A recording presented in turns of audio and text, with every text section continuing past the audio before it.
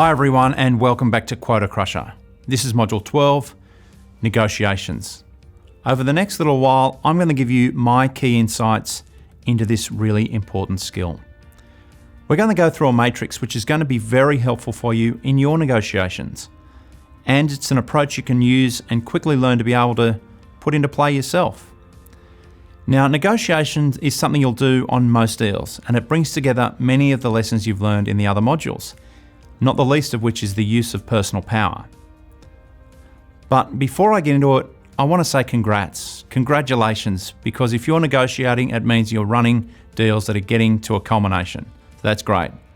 That's the reason you're even in a position to negotiate in the first place, because you're driving deals with momentum and getting them to closure. But you need to understand that you've got to negotiate on value. It's not just a price negotiation. Don't fall into a price discussion on negotiations. That's just a race to the bottom you don't want to win. But of course, price is a factor, but it's one of many factors. And this is about successfully demonstrating the value of your offer, and that's a whole equation beyond just price. And when it comes to value, apples aren't always apples. What I mean here is there's always a difference between you and your competitors, regardless of what the CFOs were born saying. You're all the same. We're not. That is unless, of course, you're in a classic open market like the fish markets where barramundi's barramundi and snapper's snapper. But that's a classic economic definition of an open market. It's not typical that you would be in that space. So regardless of you being told you're all the same, well, let me tell you, you're not. And you need to differentiate the value apart from your competitors. How you differentiate value from your marketplace is key. And the trick to negotiating with finesse is to make those differences matter to the prospect. Make them visible and make them consequential. If they don't matter, there's no point raising them. And they may be subtle. They may not even be product related. They may be service related or based on your own value you bring. And here's where I'll show you my recommended method of negotiation. This allows you to do it in a collegiate way with your prospect, sitting next to them, with them. And I've also provided you with an example of this approach in the download section that you can use subsequent to finishing the course. And if when you go through this it appears a little unorthodox, well, you're right, but guess what? This is QuotaKrusher. And don't forget, we don't roll like the others, thank goodness. We're here to shake it up a little. Sorry, no disrespect to the rest of the training community, they're great. Now, I'm going to assume that you're speaking with a financial decision maker in a negotiation, just for the sake of this demonstration, and that this person is very close to making their purchasing decision. They might not have secured their final proposition from your competitors yet, but they're close, and we'll talk about how to manage this factor later in the module. But let's stop now and talk about something that's just as important as the negotiation itself: your preparation for it. You need to be prepared. Before you get into any negotiation, preparation is the key to make it a success. On this front, there are things you'll need to know and also things you'll need to remember. Let's look at each of those now. Firstly, the things you'll need to know are twofold. You'll need to know all your potential value points, even if you haven't offered them up yet. And just because they haven't been discussed doesn't mean they're not of value. And this is what you can use to add value to your offer if and when you need it. So be really clear on what those points are, your cost, your margins, etc., and so that you've got them at the ready to add them when you're in the negotiation, because that's when at the pointy end of the wedge, right? But they must be in your jurisdiction to offer. Don't be offering things that are outside of your jurisdiction. Now, I love that word, jurisdiction. Reminds me of all the cop buddy films I've seen from the 80s. State trooper runs up against the feds. Don't give me any of that jurisdiction BS. Sorry, I'm a movie buff. But seriously though, you also need to know the pricing zone that you can play in. That being the lowest price and the price you prefer, but the lowest price you can go to without approval beyond your remit. And that should be aligned to profitability requirements. Remember, you don't want to go in there and guts the price to win the deal unless there's an ulterior motive for that. So you need to understand what those parameters are so that you can act with consequence at the time you're in the negotiation. It's very important. And if you can't get to the price, then be honest, because the prospect or customer needs you to be profitable and successful as well. But they'll try it on, trust me, they'll try it on, but you need to make sure you're negotiating on value, not just price. Price is part of value. But if you can't get to the price and you decline and the prospect declines, well, at least you gave it your best shot. But try to add value. It's not just a price discussion. It's not an exercise in going in, dropping your DAX, as they say in Australia, or your trousers, as they say in other parts of the world, and saying, here I am, here's my lowest price. Price is part of the value equation. It's not all of it, though. And remember, negotiation is not a unilateral activity. No one walks into the UN and says, I'm prepared to concede everything and don't want anything back from the people I'm trading deals with. No, everyone gets a turn. So just as countries negotiate, so should you. Everyone gets a turn to reach agreement. Russia gets a turn, the US gets a turn. It's not just a unilateral beat-up fest. You need to be willing to trade points of value to tip the equation in your favour. Don't be just an insipid apologist saying this is my lowest price. This is a trade, not a gifting exercise. In fact, on more than one occasion, I've held my ground when a prospect was trying to beat me up on price, and I've said, I'm sorry, this is the price of the product and service. This is our price that we need to be viable. I'm sure you would prefer us to be viable, right? Let's talk about value coming in besides price, because if we guts this price any further, it's a risk to both of us. So you want to have a sit down or a meet, whatever you want to call it, depends on whether, is it a sit down or a meet? I don't know. Sorry, I've watched too many episodes of The Sopranos. There's a difference between a sit down and a meet, apparently. But you want to have a sit down with a client, it's usually a CFO, and just hold your ground. Don't be just, an insipid apologist who guts their price and think, that's all I've got. You've got far more than that. So it's a trading exercise. It's not a gifting exercise. Everyone gets a turn, just like in the United Nations, right? Russia, US, I don't want to keep saying it, but how many negotiations have you sat in where you've just said, oh, that's, all I can do? Someone says to me, well, we want to negotiate this deal. I go, great, there's a few points of value I'd like to bring back in because at the moment it's a bit skinny. What? Yeah, well, you want to negotiate. So do I. That's great. When can we do it? Because there's a few things that we need to bring back into the deal. It's too skinny. I told you I was going to negotiate it. Yeah, no, I want to too. In other words, it's not just dropping your trousers and going, there's my cheapest price. Let me give you a little story, for instance. So when I was a 19-year-old, 18-year-old guy, I worked for my father. We had a wholesale butcher who we'd sell about 2,000 pigs a week.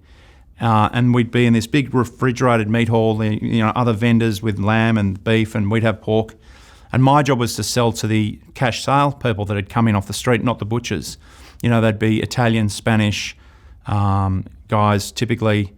They'd wanting to buy pigs for prosciutto, ham, and salamis and things like that. So they'd come in, usually be a short guy, probably more hair than me, but not a lot more, holding their keys because they wanted to show their power. Their family would kind of have to walk behind them. And I'll do the accent. I said I wouldn't, but I will. They'd come up to me and they'd go, I want to buy pig for prosciutto. How much for the pig for prosciutto? And I'd walk them down the aisle and I'd say, mate, I'd slap one on the butt and I'd say, mate, this one's perfect for you. $2.90 a kilo, which is $2.90 a kilo. And they'd invariably go, no, I'll not give you $2.90. I give you $1.80. And I'd say with respect, you want to negotiate? Yes, I'll negotiate, $1.80. Okay. $3.20. You said $2.90. Yeah, but we're negotiating, $3.20. And guess what?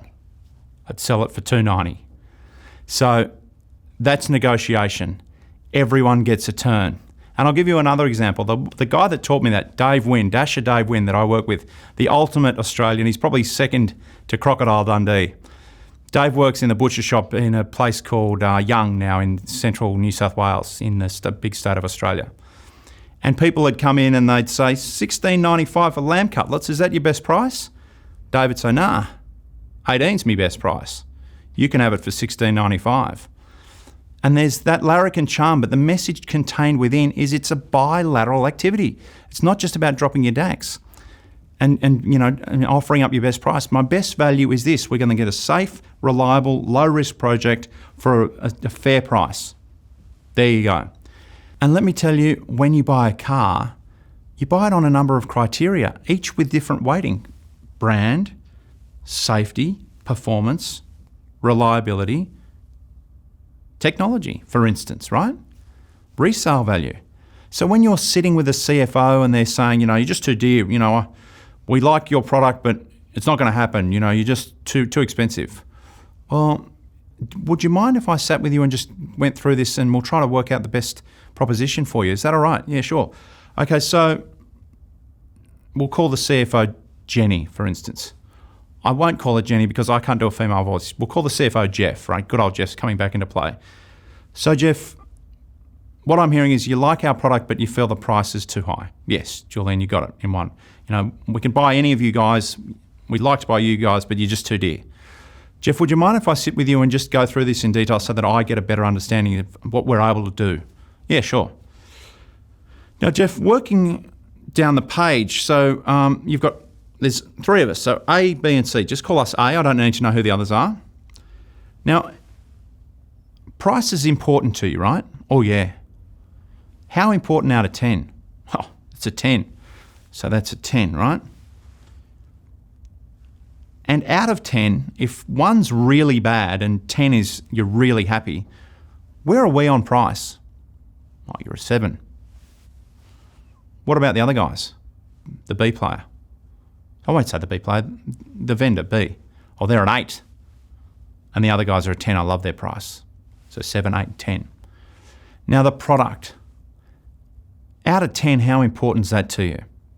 Well, that's a 10. And would you say you love our product? Would you call us a 10? Oh, yeah, definitely you're a 10. Other guys? 8 and 8. Now, the service contract you've got, that's an 8 for me. And what are we? You're all about 7. Okay. Now, the commercial terms you've been given, the contract terms. Well, I suppose that's about a 7 for me out of 10. Do you like our terms? Oh, yeah, your terms are great. Not as good as the other guys. So what are we, 6? Oh, no, 7. And the other guys? 8 and 9. So what we've arrived at there, Jeff may not know, is a weighting and a score. And guess what? You do the maths, or math if you're in the US. Weighting by score. And you end up at a total across the page for us, A, B, and C.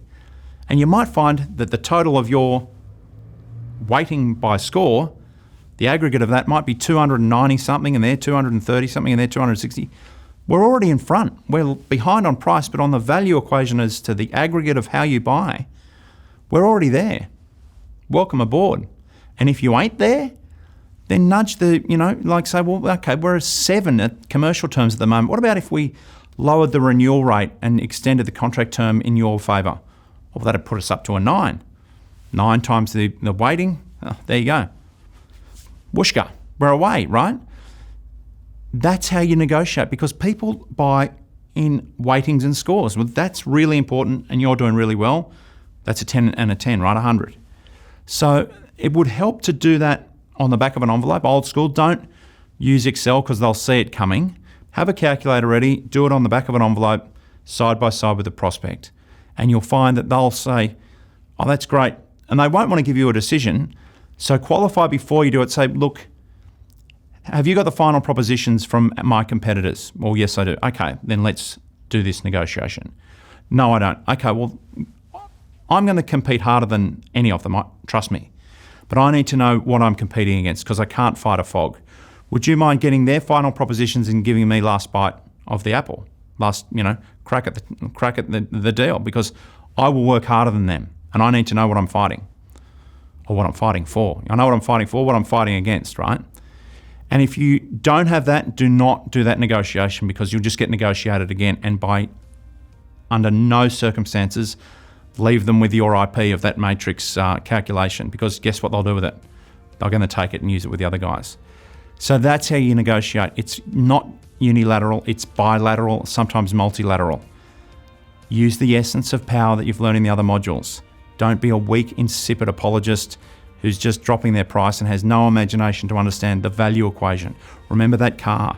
You buy it on a whole range of things. It's like any decision. That's negotiation. Remember, countries, everyone gets a turn. Why should it be any different in business? See you in the next module of QuotaKrusher.